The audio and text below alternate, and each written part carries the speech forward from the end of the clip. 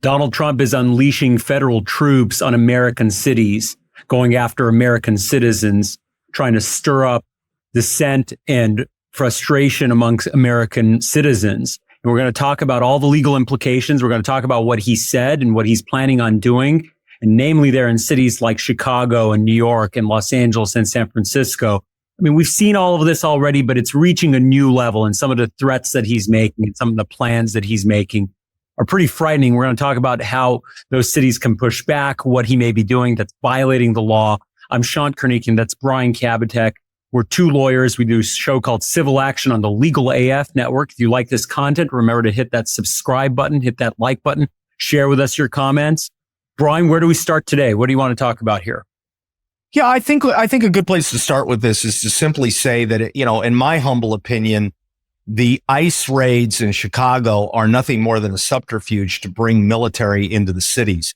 So I think we should start, Shant, by just talking basically what is exactly going on in Chicago right now. So the record we're getting is that there are dozens of ICE agents, and hundreds of ICE agents, FBI, ATF, Border Patrol, operating in Chicago. I have heard that there has been as many, and this is just hearsay, as many as 800 arrests made in Chicago.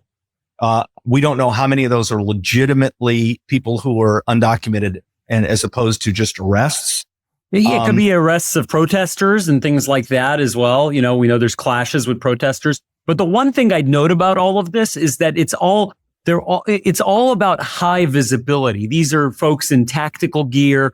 The vehicles that they have are, big armored vehicles, wartime equipment, patrolling in like downtown areas, shopping areas that are not generally regarded as high crime or dangerous areas. But it seems to be sort of deliberately designed to get a lot of attention from the press, from the people, from opponents of stuff like this, trying to rile people up and get them to protest, get them to clash with these law enforcement agents. That's the sense I get. And I'm also hearing that they're actually having snipers rappelling onto top of buildings from helicopters. Yeah, totally useless, unnecessary, over the top nonsense. So this is a very charged situation. And like I started out by saying, I think that this is just because Trump has made no qualms about letting people know that he intends to put troops into Chicago for crime. And that's where I think the important discussion here takes place. And I'm not trying to minimize the use of these agents to go after people. I mean, for example, when they say 800, they made 800 arrests. Well, it doesn't seem believable. Okay, because they had a major raid a couple of days ago at a South Side apartment complex. And they had 300 agents and they got 37 arrests. I mean, look at that. What a waste of resources. Right. And that's a good point. We should mention that too, Shant, is that the administration has said they don't care about the government shutdown. They don't care about what action government's taking, the Congress is taking. They are going full force with both use of the troops and use of these agents in cities like Chicago, Portland, Los Angeles, Memphis, et cetera. And let's be clear, these 37 folks that were arrested in an operation that involved 300 agents, think about that, the disparity between the resources spent and what they accomplished. Those 37 people, there isn't even proof that they're necessarily undocumented or they've committed a crime. Well, they also picked up 4 U.S. citizen children and put them into Guardian, like Department of Children Health Services or whatever it may be in Illinois. They've taken 4 children from their parents. Good for you. Congratulations. It accomplishes nothing. Even if you agree that, illegal is illegal and these people need to be deported, even if you buy into that, 300 agents to arrest 37 alleged undocumented individuals. And again, there's no proof that they have, it hasn't been conclusively established that they need to be deported or anything like that. But anyway, can you imagine the hundreds of thousands of dollars associated with that, staffing this? And hundreds of thousands, millions and millions and millions of dollars. I mean, let's just go back over the fact that in the one big, beautiful bill garbage, there was $100 million that was put aside for ICE operations, of which roughly 50% was for detention centers. That's I mean, this wild. is the guy who ran on a platform of less government, less money, less spending, and all he's done is increase the debt. Okay, but I want to change the discussion here because I think this is really important. We've talked about this before. Putting troops into cities to deal with crime without having the permission of the governor of that state, California, Oregon, Illinois. These are all states where the governor has said no, and they're going ahead with it anyways. So this, in my opinion, violates the Posse Comitatus Act. Let's talk about that, Shant. Sure. The Posse Comitatus Act says that you cannot use the military against American citizens. You can't use it. There are exceptions to it, like when there's an insurrection, when there's an attempt to overthrow the government, when the federal government is, physically under attack by, let's say, a mob or something like that. Just picture, I'd say a perfect example. If I was teaching a law school class on this and trying to explain what falls under the exception, I would say, think about what happened on January 6th. An angry mob broke into the United States Capitol and threatened the lives of American lawmakers. That's as close to an insurrection as we've seen in our lifetime, and mine is a lot longer than yours, as you consistently remind me. Years is centuries long, yeah. And so the Posse Comitatus Act comes after the Civil War. It says you can't use troops on citizens except in very limited circumstances. In the very early days of the Republic, there was, in fact, an act that would say that, if you needed to quell an insurrection, you could use troops. But none of this rises to the level of insurrection. High crime rates in cities do not rise to the level of an insurrection. And if the voters in the city of Chicago or the state of Illinois are unhappy because of the crime rate, they can vote out their elected officials. They can bring new people in.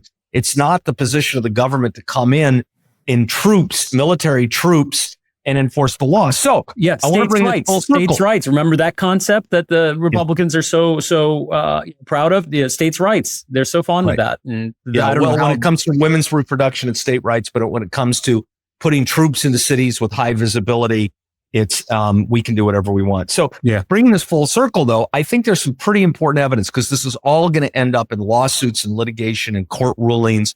And there's some pretty important evidence that I think we need to talk about here as to why this exactly is a violation of the Posse Comitatus Act. And it comes down to Trump's rambling speech a couple days ago to the troops, to these generals. What were there? 800 senior U.S. military officials. Officers, generals, admirals, very high level people, 800 very senior U.S. military officers. So that's what it was. I think how long was his speech? Didn't it just go on and on? It was rambling. It went on and on, but he did have key points in the speech where he specifically talked about some important topics, and I want to go over them. I want to read so I get it accurate. He started talking about his recent executive order and was directly addressing military officers when he said the following, and I'll read it slowly because it's important. Quote, last month, I signed an executive order to provide training for quick reaction force that can help quell civil disturbances. This is going to be a big thing for people in this room because it's the enemy from within, and we have to handle it before it gets out of control. It won't get out of control once you're involved at all. So how do you read that, Shant? I mean, he's trying to fabricate an enemy within. That's what he's trying to do. I think he's trying to emphasize there that he wants to and is getting the military involved in suppressing opposition and suppressing protests and suppressing voices that are against him, as a kind of proactive measure against internal enemies, or, I should put quotes around that, internal enemies. Right. He's fundamentally saying here is I plan to use the troops to go in, and then he's trying to categorize criminals as like insurrectionists in these cities. Crime is insurrection, and it doesn't fly. It's not going to fly. It shows a clear indication to me that he plans to use the military to go into these cities and violate the law. Yep. So then he goes on and says he tried to cite past presidents to justify domestic military. Yeah, what do you say on that? Well, 3 of them truly warrant. I wasn't alive, regardless of what you think. He said, quote, we have George Washington, Abraham Lincoln, Grover Cleveland, and George Bush. Now, I want to stop there. I want to pause on the quote. When George Bush did it, it was because he'd been invited by the governors. George Bush has never sent a single military troop into a state where they weren't invited by the governors of the state. Right. I'll continue on. and others who will use armed forces to keep domestic order and peace. Many of our leaders use military to keep peace. Now, they like saying... Who are the others? Who are the leaders that use the military to keep peace? We don't know, because that's made up and it doesn't exist. It's total bullshit. You're not allowed to use the military. Quote, you're not allowed to use the military. And you know what? People say that. People in those cities where they're being raped and shot and beat up, here they say we love them. We love the military being around the cities. I want to walk out of the office later today when I'm done with work, when I got to go home and see my family. I want there to be a tank outside and armed troops. That's what I want. That's the type of lifestyle I want. That's the city I want to live in. Yeah. Yeah. Mm-hmm. Then he said he started characterizing the domestic protesters and criminals as paid insurrectionists. So this is continuing on with the Charlie Kirk theme, with what he came up with after Charlie Kirk. And he said, quote, a lot of these insurrectionists are paid by whether Soros or other people, but they are paid by radical left. No evidence. Well, yeah. I mean, also, what insurrectionists? The only insurrectionists I know of are the people that stormed the Capitol on January 6, 2021. He's trying to blur the lines. This is great evidence for a lawsuit on the Posse Comitatus Act. Yeah, challenging what he's doing here. I mean, now here we get to the big part. He suggested that cities are training grounds.